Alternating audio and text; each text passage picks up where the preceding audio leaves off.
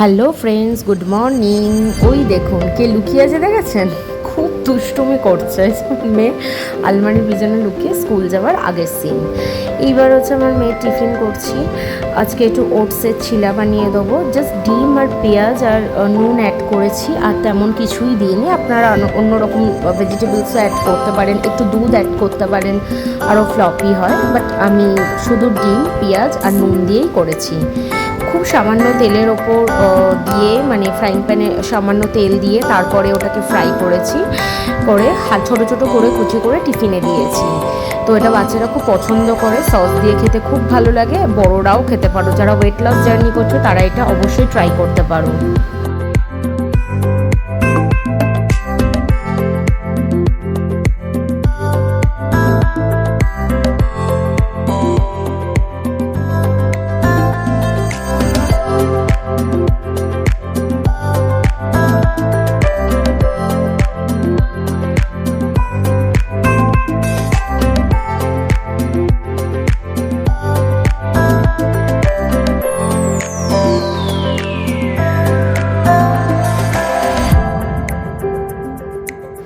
আজকে যে রেডি হয়েছি, এই কুর্তিটা সেই যে দেখিয়েছিলাম পরেছি। এটা ড্রেস হিসাবেও পরা যেতে পারে, আবার কুর্তি করেও পরা যেতে পারে লেগিংস দিয়ে।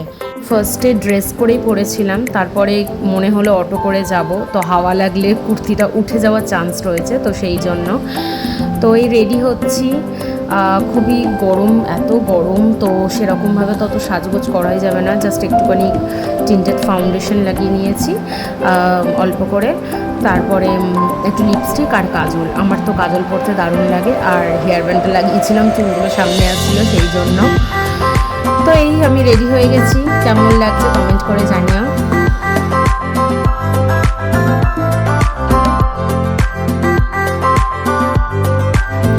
আজকে আমার একটা বন্ধুর অ্যানিভার্সারি, তো শিবাইদীপের মা, তো তারা আজকে আমাকে তারা বলছি সে আজকে ট্রিট দেবে।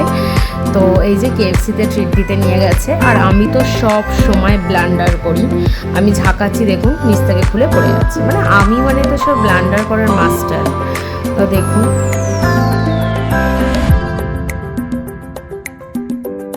বাড়ি এসে রাতের কালো জিরে আলু দিয়ে এই তরকারিটা বানিয়ে রেখেছি। আর এটা আমার শ্বশুরমশাই ঢ্যাঁড়সের তরকারি হবে।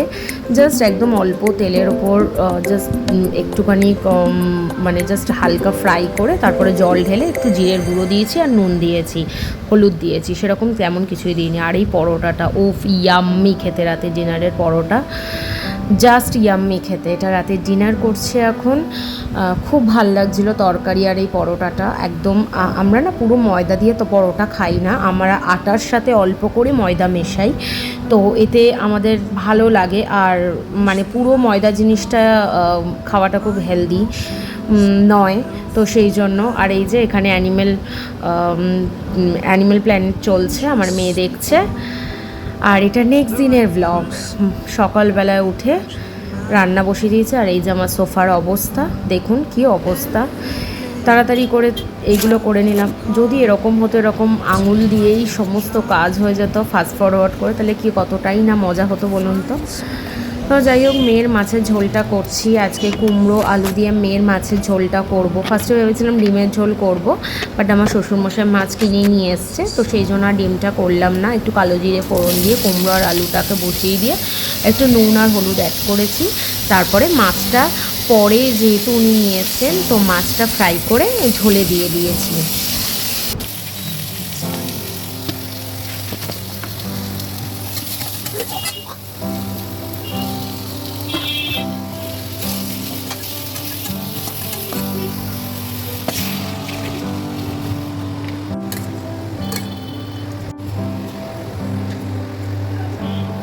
এই করলা কুমড়োটা ভাজছি, এটা আমাদের দুপুরের রান্না।